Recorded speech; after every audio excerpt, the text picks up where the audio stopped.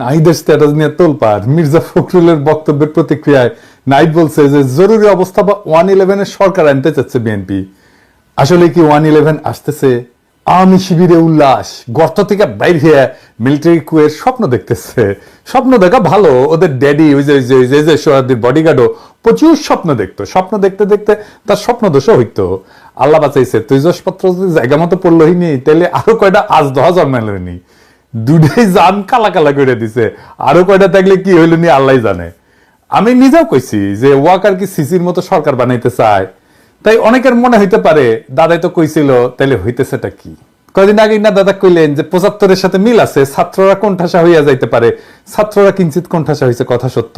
কিন্তু আমি এটাও মনে করি ছাত্ররা রাইট স্ট্র্যাটেজি নিলে এই অবস্থা থেকে উত্তরণ সম্ভব।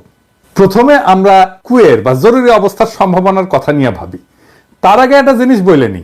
সেটা হইতেছে যে রাজনীতিতে প্রিএমটিভ মেজার বলে কিছু কথা আছে, মানে আগে থাকতেই একটা ব্যবস্থা নেওয়া। তো ওয়াকারকে যখন বলছি যে সিসির মতো সরকার বানাইতে চাই কিনা, ওইটা ওয়াকারকে আমি সতর্ক করছি যে এই কামটা কইরেন না, সেই কথাটাই বলছি। তার মানে এইটা না যে ওয়াকার এটা করিচ্ছে। যদি সিসির মতো সরকার বানানোর বদ মতলব থাকে তাহলে সাবধান হইয়া যান। এটা হইতেছে ওই ভিডিওর বার্তা। আমি আগেও বলছি, আবারও বলতেছি যে 75-এর সাথে এখনকার কয়েকটা মিলের জায়গা আছে। তবে আর্মিতে একটা বড় তফাত আছে, বিশাল বড় তফাত 75-এর সাথে। 75-এ আর্মির একটা ছোট অংশ বিপ্লব করছিল, আর বিপ্লবের পরে শেখ মুজিব জয় বাংলা হইয়া যাওয়ার পরে জনগণ মাঠে নেমে আসা ওই বিপ্লবী শক্তিকে অভিষিক্ত করছিল। আর 24-এ আর্মি মাঠে বিপ্লব দমন করার জন্য মাঠে ছিল। তারা প্রথম দিকে জনতার দিকে গুলিও করছে। আর্মি ড্রোন আকাশে উড়াইয়া সেটা দিয়ে গোয়েন্দা তথ্য দিছে যে কোটি কোটি বিক্ষোভকারীরা কুটি থেকে প্রতিরোধ করিচ্ছে। আর ওই পুলিশ সেই তথ্য পেয়ে আন্দোলনকারীদের বিক্ষোভকারীদের চিহ্নিত করিয়া ওই জায়গায় স্নাইপার পাঠাইছে।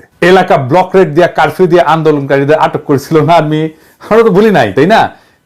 এই ভূমিকা রাখার পরেও আর্মির সৈনিক আর জুনিয়র অফিসাররা একটা সময় গুলি চালাইতে অস্বীকার করছে। সেটা হইতেছে 5ই অগাস্ট সকালে।